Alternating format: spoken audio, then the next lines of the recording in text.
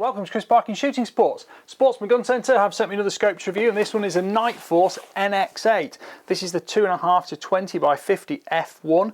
This has got 0 stop, milliradian clicks, digital illumination system, and all sorts of different options with the reticles. Now, I will put the link in the description for this scope because there will be various price types for it depending on exactly which setup you want, because the availability varies with different units like minutes, milliradians, things like that. But let's have a look and see what's in the box.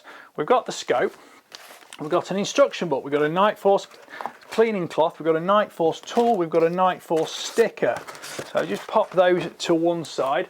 Critical things in the box here. What does it say? Thank you for investing in one of the finest rifle scopes in the world. We're honoured to take you on this journey with the Nightforce family. Please take a few minutes to read the owner's instructions. Pretty much usual stuff. And the warranty. While chances are you'll never need it, your Nightforce is covered by a limited lifetime warranty. Please take a moment to register your rifle scope. You'll find a registration card in the back of your owner's manual. You mail it to us or register online. Those are a very good idea because Nightforce are a very premium optic and well worth keeping up to in those respects. If we look on the bottom of the scope here, it tells us in no uncertain terms made in Japan. That is a statement of the serious precision with which this rifle scope is made and the assurances you get both from the optical and the mechanical functions of it. Looking over it briefly, it's a medium sort of size scope. It's not huge, it's not tiny. So it's kind of what I would call a bit of a crossover scope. It will make a really nice medium range tactical scope on something like an AR-15 or a smaller bolt action rifle.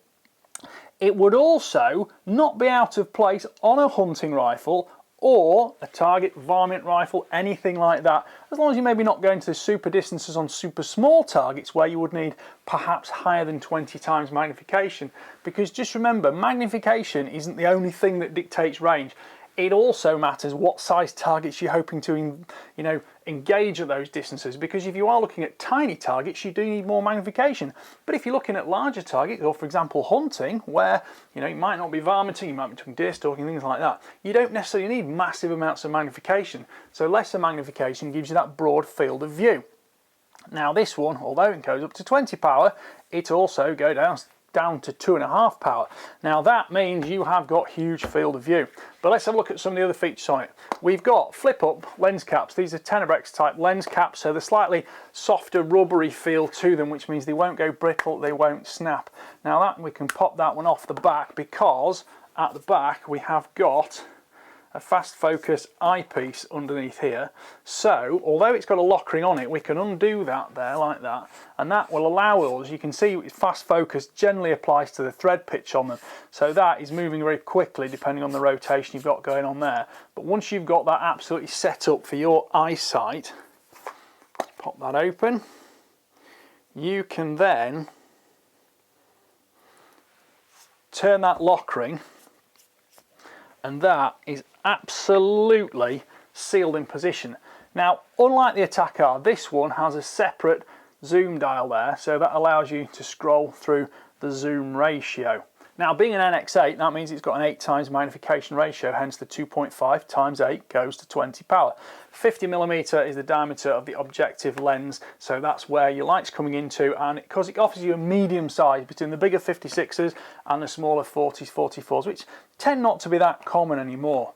Now, the Tenebrex cap uses this locking collar here, so you put that on your scope, clamp that in position, that's a polymer unit, and it gives you like a little thing on the back which allows that to snap in position, and it will then rotate wherever you want it to. And of course that's not going to rotate when you change the magnification on the scope, which is something I do like about the NX8 range. Just pop those back down for the minute and protect it. So on the left side here we've got the Digilum system, illuminates the reticle, and we've got side parallax here. There are no markings on it, it goes from short distance up to infinity, so I'll be able to tell you exactly how far that scope ranges from and to, because super short range isn't necessarily going to be needed on centerfires because you're more than likely going to be using low magnification anyway. But were you to be wanting to put this on an air rifle or a rimfire, you would want the super short range parallax capability.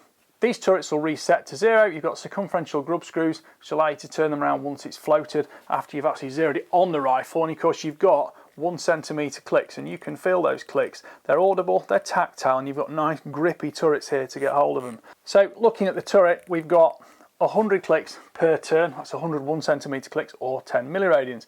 So that will go around there, and then underneath we've got a vernier style indicator to tell us which rotation we're in. But we'll see more about that when we've actually got it on the rifle and zeroed. The right side here has got a capped dial for windage. That is also working in milliradians. Each click is 10mm at 100 meters, 0.1 milliradian. And of course this scope is with a reticle in the first focal plane, so everything corresponds and matches. If we look there, that will dial all the way around to 5 milliradians left or right of 0. And again, once this is set up on the rifle, we can float that dial, turn it back to 0, so we're never going to get lost with it. The nice markers here which remind you which way to turn it with a Nightforce for up, down, left and right. And of course, looking at the scope, you can see how the turrets and the design of them, it matches throughout, so you get a nice homogeneous look and feel for it. Nightforce sticker, you can pop that wherever you want to. And then we've got the Nightforce lens cleaning cloth. These are kind of usual thing, very handy to have around. And then this is the triangular Nightforce tool, which has got various Allen key heads on it to allow you to set up your scope. It says here, do not discard. And this will likely be a throw lever. So we can take this out of here and put the throw lever in its place. Now, throw levers are very popular on rifle scopes these days. So if I just wind that out, the throw lever will go in its place. Just carefully, it's quite a fine pitch thread. That will go in, nip it into position, pop that very carefully back in the orange envelope, and I'm going to fold that back over and put it back in the box. I'll put the tool back in with it, cleaning cloth, sticker. So that now gives us super fast magnification control. Right, let's have a little look at this reticle. Reticle is in the first focal plane, so that means it will appear to grow and shrink as magnification goes up and down. But of course what that does mean is that regardless of magnification, the actual milliradian hash marks on the reticle correspond exactly with your turret's both elevation and the dial fill windage. So you can aim off or dial off with absolute precision. Now that reticle has got quite a lot of information on it, which we'll cover in the full review a bit later on. And of course the Digilume system will light it up. Let's have a little look and see what the battery is for this. So that takes a CR2032 battery, so let's grab one and put it in. Pop that in there between the spring clips. Tighten that back in position. And we've now got the illuminated reticle. I can immediately tell there is no light bleed on that reticle at all. And button presses, both short to change the intensity and then the longer hold to turn it on, turn it off, allow you to make immediate silent control, and it will turn off and turn back on exactly where you left it. There is a lot of information on that reticle, and that's probably covered in the manual, so we'll be able to have a little look here and see exactly what the manual tells us.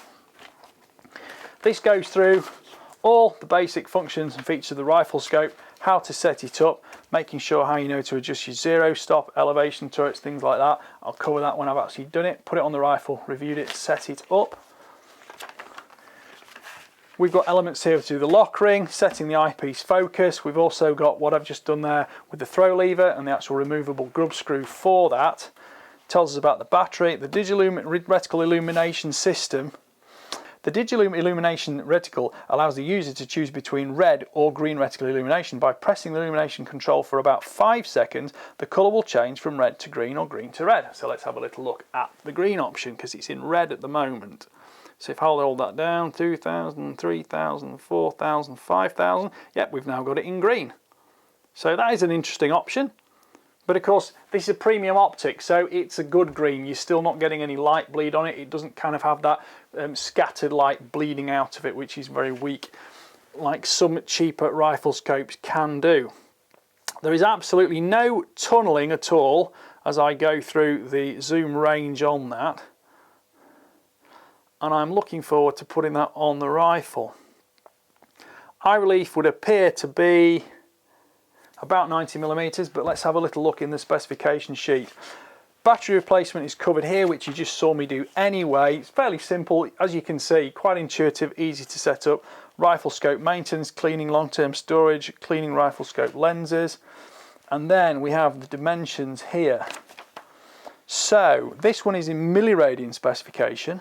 So that's the 2.5 to 20 by 50 f1. So looking at the physical dimensions first, overall length is 305mm, which is 12 inches. Objective outer diameter is 59mm, tube diameter is 30mm, eyepiece outer diameter is 43mm. Things like that are kind of useful to know if you're going to be adding a rear night vision or something like that, or maybe a trigger cam, something that you're going to film through the scope. And of course, with the ability to add front thermal as well as front night vision, knowing that overall diameter there is 59mm allows you to order an appropriate collar if that's something you need from your night vision supplier. Mounting length covers the sort of amount of tube space here. Generally speaking, you've got less in front, more to the rear, but that's generally because rifle scopes are quite forward on the rifle to give you the correct eye relief. Now turning attention to the actual optical specifications, exit pupil diameter at 2.5 power is 7.1mm and at 20 power it's 2.5mm. Field of view at 100 yards or 100 metres is 41.8 feet or 13.9 metres at low magnification, and at high magnification that goes down to 7 feet or 2.3 metres. Eye relief critically 88mm, so I was about right on a 90. Eye relief is something that I have a bit of a thing about. Magnum eye relief tends to be great for magnum sized rifles, but you don't really generally need it on most rifles. 90mm, 88mm, as is the case here, tends to give you a little bit more freedom and flexibility, and it makes what I call the eye box, which is essentially the minimum and maximum you can be out of position on that eye relief while still having the full field of view without any vignettes. Going down to about 90mm tends to give you a more flexible freedom in that respect and extra length of eye relief. Parallax adjustment, it actually does say here it's 11 yards to infinity, which is 10 metres. Weight 28.3 ounces, 802 grams. Okay, internal mechanical adjustment. If you go for the minutes of angle version, you get 110 minutes of angle elevation and 80 minutes of angle windage. If you go for the milliradians version, which we've got here, is 32 milliradians elevation, 23 milliradians windage. That is going to give us a lot of travel. Another thing to remember is that the higher the magnification of the scope, generally you tend to get fractionally less overall elevation adjustment when like is for like, because the length of the tube within there is what's being tipped up and down. And of course, the longer that tube is, the less it can move through an angular displacement to give you that elevation travel. So having the sort of intermediate magnification like this, 2.5 to 20, does mean that you are getting a bit more elevation travel. So if you're not engaging super small targets, that's another advantage to going 2.5 to 20 on the NX8. Click value, as we said, if you go for the minutes of angle version, we've got quarter MOA. On this one, we've got 0.1 milliradian, which is 10mm at 100 metres. Now, as I've said already, this reticle is in the first focal plane, but there is an option with this scope to have a second focal plane set up if that's your preference. Personally, I like first focal plane, but different people prefer different things. Now, there is actually a fractional weight difference between the first and second focal plane option, but it's literally singular grams. Now, if we move up onto the 40-32 power scope, which again is 8 times the rector tube, 4 times 8 is 32, that is an exact illustration there how we get slightly less elevation travel. So we're looking at 32 milliradians versus 26 milliradians. So again, a bit of information, a bit of detail to just back up what I just said there to you before. So finishing up in the manual, we've got details about the limited lifetime warranty. So it's time to put this on a rifle and take it shooting. Now I can tell from the setup, the way it's laid out, the controls, the ergonomics of it, I am not going to have an issue with this scope. Frankly, Nightforce is a well-proven optic. The Japanese standards are superb, and you can feel it in things like the zoom control here. That smoothly rotates with no interruption at all, and there is no perception, either audibly or mechanically, of all those helical grooves and erector tubes moving around inside, changing what's going on. The only time you can feel that erector tube effectively being moved is when you're dialing the turrets like this. Eye relief looked good at 88mm, that's going to work perfectly on the rifle, and I've got plenty of mounting space for 30mm rings. So let's take it shooting.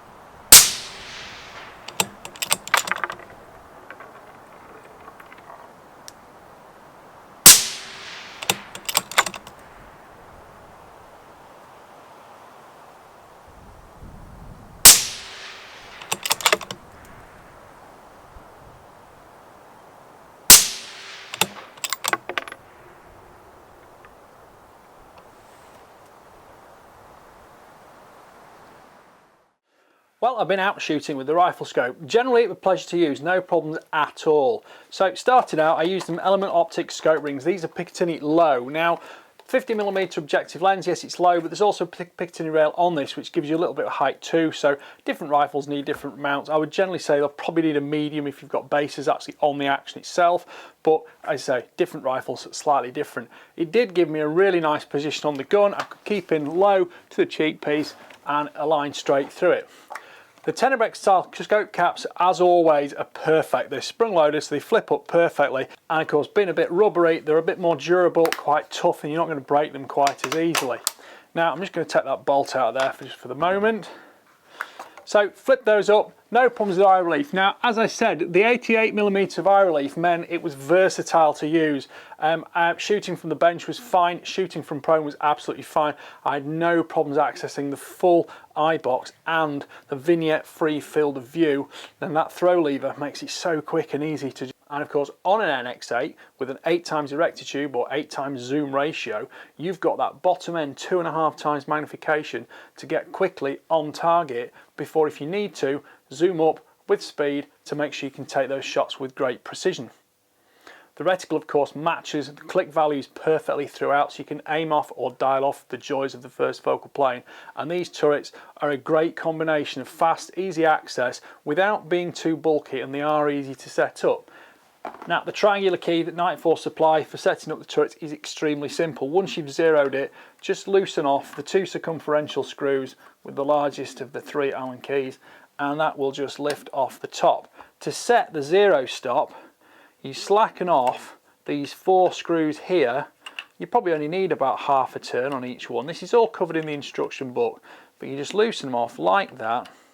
So all you have to do is turn that all the way clockwise until it stops, and that will give you a precise zero stop at your zero distance. Now, if you want to, you can just move back a little bit, and that will then give you some negative travel.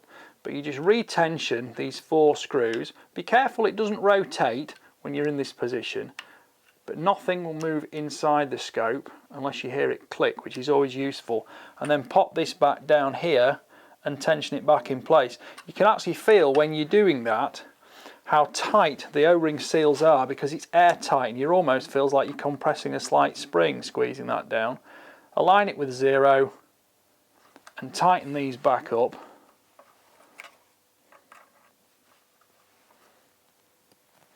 And it shows here you've got your zero, and then I've got 10 clicks below zero just in case I want any negative travel. From that point, from 100 meter zero I had here, I have 10, 15.5 milliradians of elevation travel really, and this is a 223 wild, so it's not a super long range rifle anyway, and that certainly gives me all the capability for distance I need for medium range target shooting or any kind of varminting I want to do. The parallax control dial on the side is very smooth. You don't feel internal mechanical motion at all, and it brings you into a lovely crisp parallax free image. The button on the center does all the controls for turning the illumination on and off. 3-second holds turn on, 3-second holds turn off. If you go for a 5-second hold, that will swap the color between red and green on the reticle. Red shows better in most scenarios with more contrast, but green will certainly suit some people and some shooters. I've pictured both on screen, but it wasn't as easy to see the green even at full intensity. Intensity control is again short presses, and the reticle will flash 3 times when you get to either the top or the bottom, and that will then go back in the opposite direction. It will turn off, turn back on exactly where you left it, and it's a really nice reticle to use. There's no light bleed at all, and it gives you enough intensity, certainly with the red on in full daylight. We had quite strong daylight today to get a good target picture.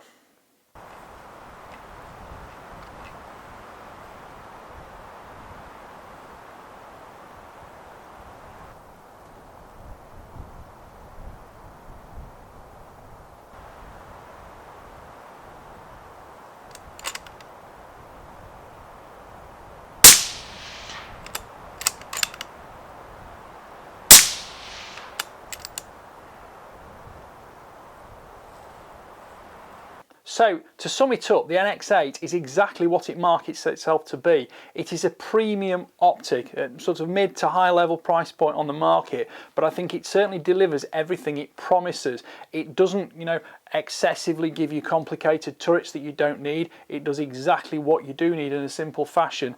I actually set it up when I was out today shooting, which I don't normally do. I usually do those back in the workshop, but actually it was very simple to do. There's no parts to lose, so you get the tool with it, so it's actually really quite straightforward.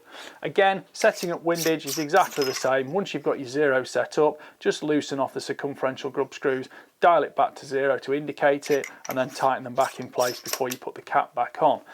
All the clicks are tactile, they're repeatable, it tracked perfectly, and it met my realistically proven in the past data for longer range targets. It was very windy today, so I did appreciate the ability to be able to aim off and dial off with the first focal plane reticle exactly to get the shots I needed. And with the targets themselves, as you can see on camera, dancing around a little bit in the wind, it was great fun shooting.